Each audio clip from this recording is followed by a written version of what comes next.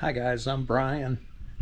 If you haven't followed along with me before, just stumbled across the channel, I'll let you know what I'm doing here.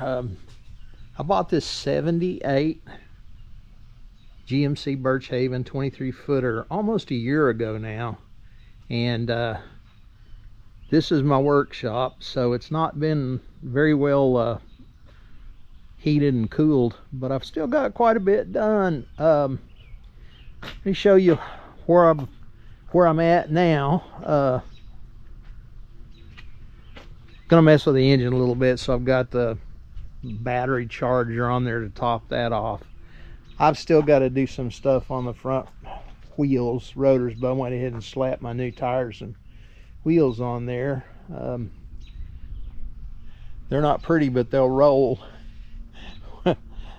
Working on these little parts, I've run across so many things that are all rusted up that I went ahead and sourced me a grinder, and it came with this wheel, and I stuck it on there first thing. I've been using it to clean up parts. The brake's pretty shot. Here's the original one, and I've got one done. I just finished it up. New wheel cylinder, that's old, but it doesn't come in a kit. Parking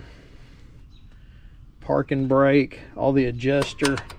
It was kind of a bear. I hadn't done a drum brake in a long time. I still got to do the 3/16 line back here, bring it up here and flare it, and then I've got a new one of these. Got to get this knocked loose here. This is just to mount it, so it doesn't have any hydraulic here. It's just a bolt through deal. Same thing goes to the other wheel here. I've got haven't knocked it loose yet off of the back of the wheel cylinder. I've got all new wheel cylinders, and they're going to go on it. So I've put new shocks on it. These are gas adjust KYBs. Pretty decent. I've got them all the way around on it. Put new clearance lights on the back end, and this set here will go on the front and finish it up. Went ahead and pulled all the rotor or drums off of it.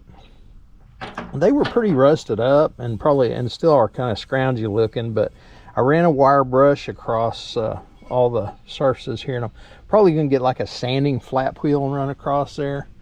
Got finished putting a kitchen faucet in it, and it worked out real good. I'll show you that here in just a second. But when I fired it up, first off, I got the pump running. Something was leaking underneath. Heard it spraying, and I dug around, and it was the faucet. Thankfully, I thought it was the water heater, and those are very expensive. But this old faucet had split right in there, so I went ahead and got a new one of those, and when I fired it up, I heard something else running. Here's my new faucet. I still don't have the toilets hooked up, but I've tested it. It's a little, like not going to be swinging from it anyway, but that sink's not very heavy. Here's where the old toilet came out. I've got the bathroom cell pretty cleaned up, and it doesn't look too bad. So when I got it, this wall here had the water had leaked down it and rotted that out pretty much, so I pulled it out. That's a new piece. Water had kind of leaked into this corner and eaten one of those up, and I cut a new piece for that. I've got a wall cut here in the shop in there, and it just needs fitted to here. And then where the fridge was a cabinet made out of 2.5-inch wide boards. Fridge was right here, closet was right here. So I've got a piece of 3/4-inch birch plywood that I'm going to put on this face here and cut out places for the panel that's got the pump switch and tank stuff on it, and it'll go in there. It'll be stained the same color as this in here. The old 12 volt, this is a where you take the 12 volt power off of the 110 volt coming in, then it goes, this is all 12 volt house stuff, like for the water pump and for the lights and stuff. That was had burned out years ago, and the guy had replaced it with a battery charger, which I guess worked okay, but it wasn't really great. So anyway, that's a nice little Rec Pro 65 watt, and it ought to be plenty to run everything 12 volt and then some. There's a dinette here, and I've got the frames, and I'm going to just do plywood on the frames and then get some cushions for it. For now, it'll be reasonably good. Table goes in the middle. I've got to replace 2 more pieces of wood here. One over here where the windows leak, it really totals them out. Built me a belly board so that I can kind of lean on this to reach under here and do stuff. It's like pipe insulation that I had left over, or some kind of pool noodle thing, just to before. Most guys build them a little bit more cushy. It has, I don't think I've ever actually been into a quadrajet, because I had a buddy over there in my hometown that was great on them, and he'd just say, hey, bring it over and I'll fix it for you, you know. Our family had a parts store, so I just get a good kit and send it over, take it over with me. But he's gone, so I've got this kit now. Ordered this from a place called Mike's Carburetor. Got a brass float, which is kind of cool. And then they had a website, or a link, and it goes to this Mike's Carburetor parts, and it's general instructions, and I think it's going to be really handy. I'm actually going to read it. There's a lot of specifications there for different engines, which that won't really apply so much, but that kind of shows where all the choke pull-offs and stuff are, and that'll be handy. Got to replace all the daggum vacuum line on it. The rodents have made a feast of it, but I've had it running. It sounds pretty good. There may be an exhaust leak. I'm not really sure. They're real bad about busting the exhaust manifolds, so that's possible. I'll burn that bridge when I come to it. This is where it fills with oil. There's a pipe that goes under the hood with a cap on it, and you can put oil in it without pulling this whole cover here. The previous owner had lived in a rural part of Arkansas, and I'm sure parts were hard to get for it even back then, but he just made do with some stuff. Like this heater hose has been gommed together. This is gommed together. I've got a one-piece red silicone thing that'll go right in there and replace that, but you know, he's taken pieces of heater hose and a radiator hose and made do. Gonna pull the old carburetor off and run some carburetor cleaner through it. I'm not gonna get too awful carried away on it, just get it sealed back up and do the best I can with what I got. There's fuel injection setups for them that are great. They're not cheap, but a rebuilt carburetor like that is like $500 now, and the fuel injection is like $1,200, I think, for the whole thing, brand new, everything. So I'm giving that a hard look, and probably will go with that. This is a 23 footer. Most of them you'll see, about 90% of them made were 26 feet. So there's quite a bit more, three feet more roughly in this med section here, from the step from the flight deck back to the bulkhead wall in the back. There was about 3 more feet in here. A lot of them, there's some great floor plans. Some of them had a center kitchen, and then they had couches. Some of them had little recliner looking chairs in them. Really neat things. The water tank is under this side. The thing has air ride suspension, air spring, and the compressor and stuff for it is under there. Then there's the generator. It's got a 4,000 watt Onan ancient technology generator. and then there's a place for the cord for the plug-in. I was about to stick this roof ceiling in here, and I remembered that I needed to get wiring back to this fan, because it just had a vent before, and I've put this fan in there. It runs real good. It's fairly quiet. A buddy of mine down in Florida bought one, and he was pretty happy with it, so he gave me the link to the number, and I ordered it in, and it went in real easy, and I really liked it. In the bathroom, can't really see it too good because I've got this filler on it, but there's another fan up here that you push up and it'll come on, and it's wired in. It already had a electric fan on there, so that's pretty simple to wire that in. Gonna finish up the rest of the brakes hopefully by Thursday or Friday at the latest. We've got a lot of rain supposedly moving in, but I don't believe them much anymore. This side I haven't taken anything really loose on it, just pulled the hubs, and these bearings were bad, but I've let them set for a few months in plastic sack and didn't do them any good, but they were already pretty trashed out. I should have probably changed them anyway. I found some Timkins at Rock Auto for, I think the whole set's $162 total. The specialty shops are great. They keep track of the parts. They'll give you a lot of advice, this, that, and the other. It's just I'm so low buck right now. I gotta watch every penny, and buying them from the specialty shops, they were about $80 higher, but they had the seals with them, so you know, I had already gotten the seals, the inner seals, and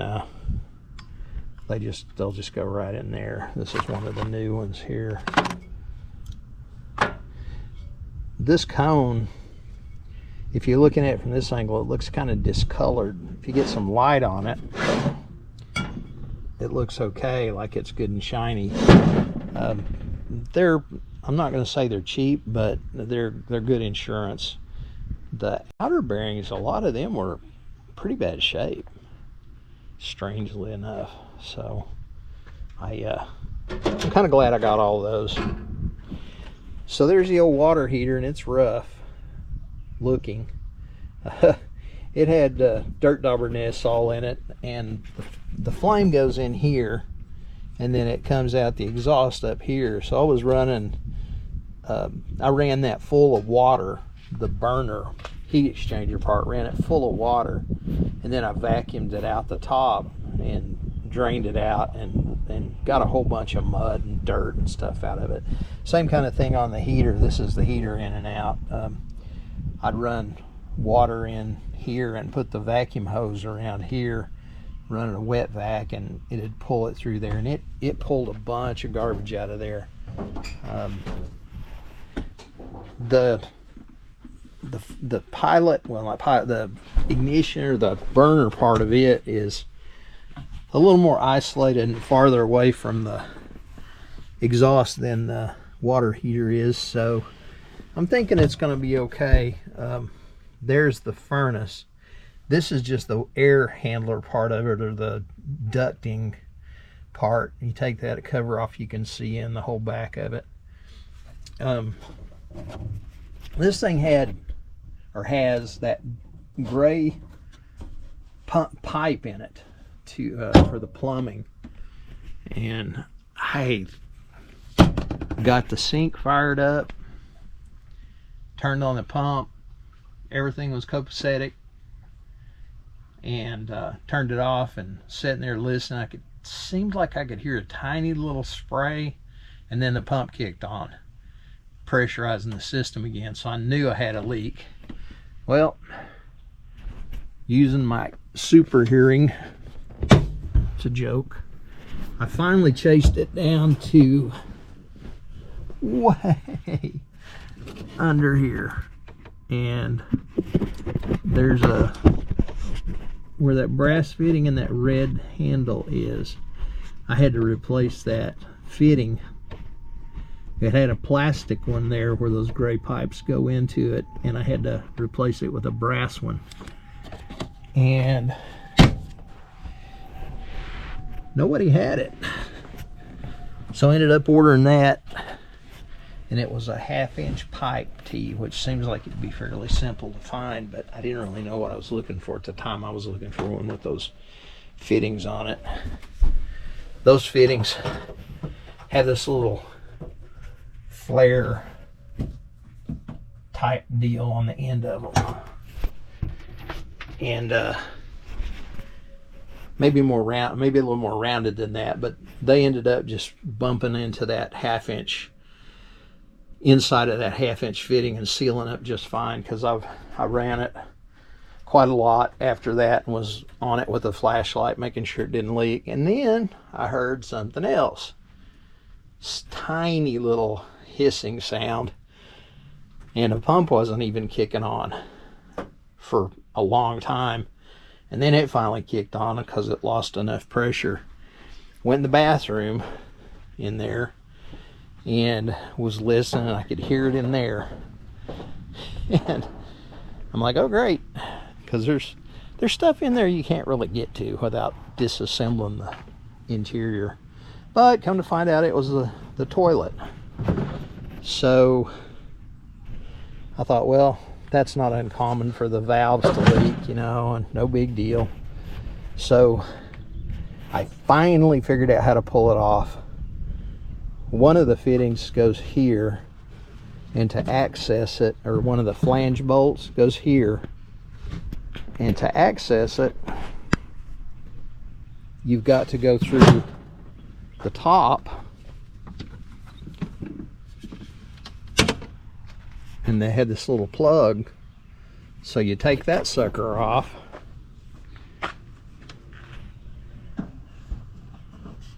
and it's down here. Can't see it, it's too dark, but anyway, it's down there. You got to use about a 2-foot extension to get to it. And the front one was even worse. It was kind of it's a flange bolt, and to get to it you had to push these down, which they're hard as a rock, and back there where this little split thing is, that's where the nut was. And I went to start turning it off, and the stud was spinning.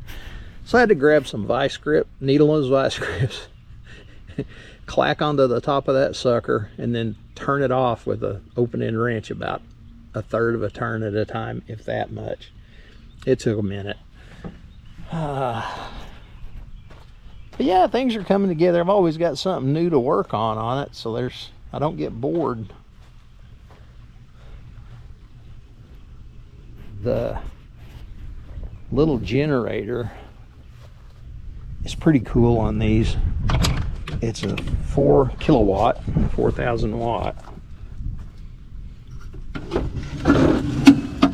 They call it a power drawer. I'm gonna need some pieces for it. The rats got in there and chewed the wiring off of it, and the plugs look like they've been in there since the 70s, which they probably have. And I've got a couple of tanks under here.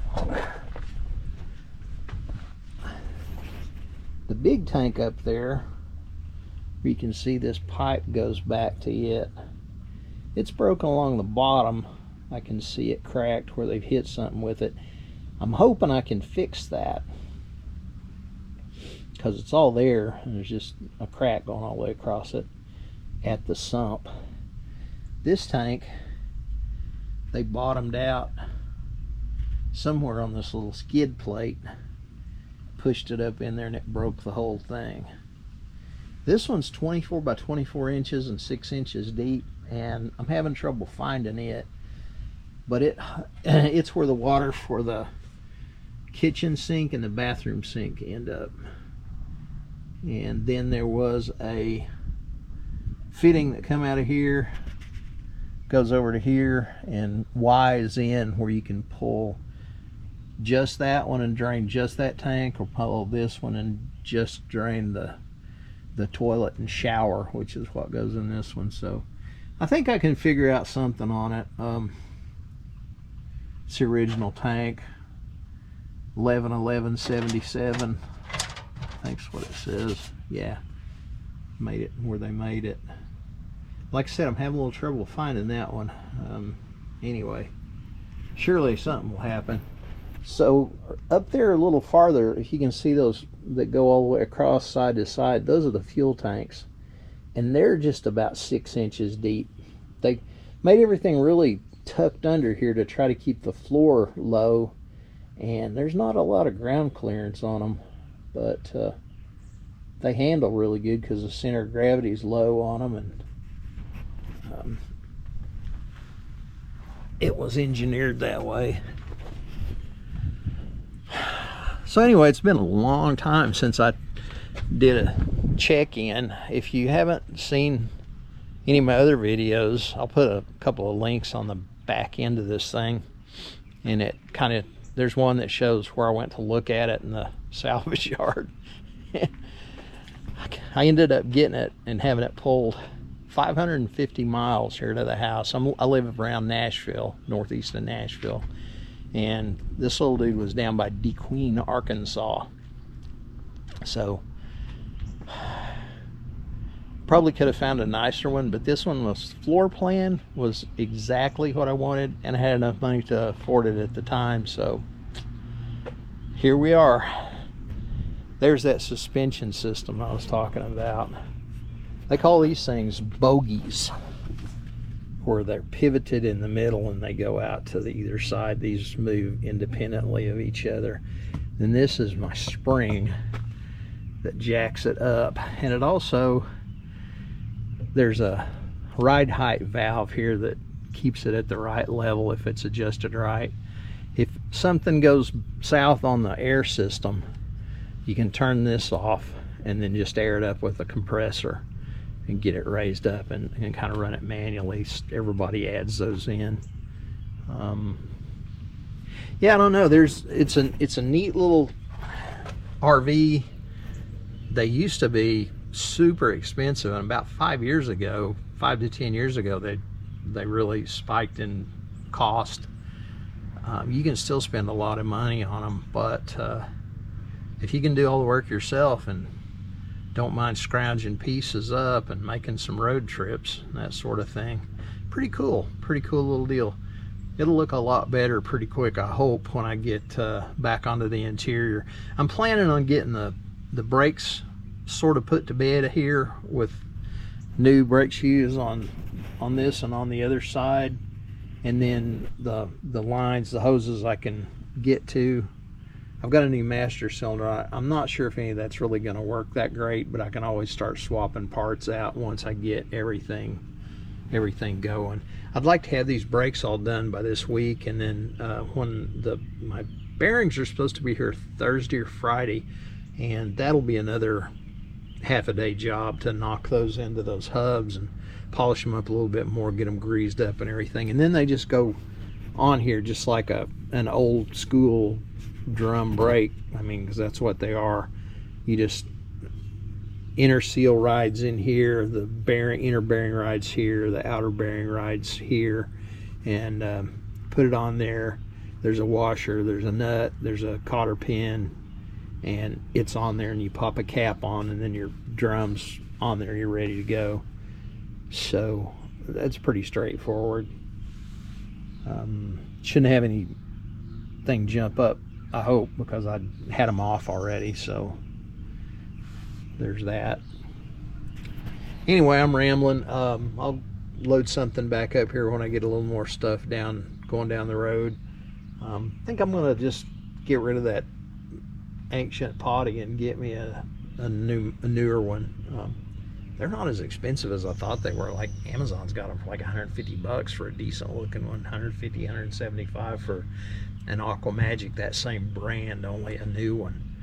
So yeah, things are starting to come together a little bit. Got to get that tank located and get that slapped up there. That could be a chunk, but it's only money. I just waste it on food or clothes or something. Thanks for checking in with me and dropping by. Check in with me from time to time. We'll just make sure this thing's still going and I'm still working on it, making some headway. Take her easy.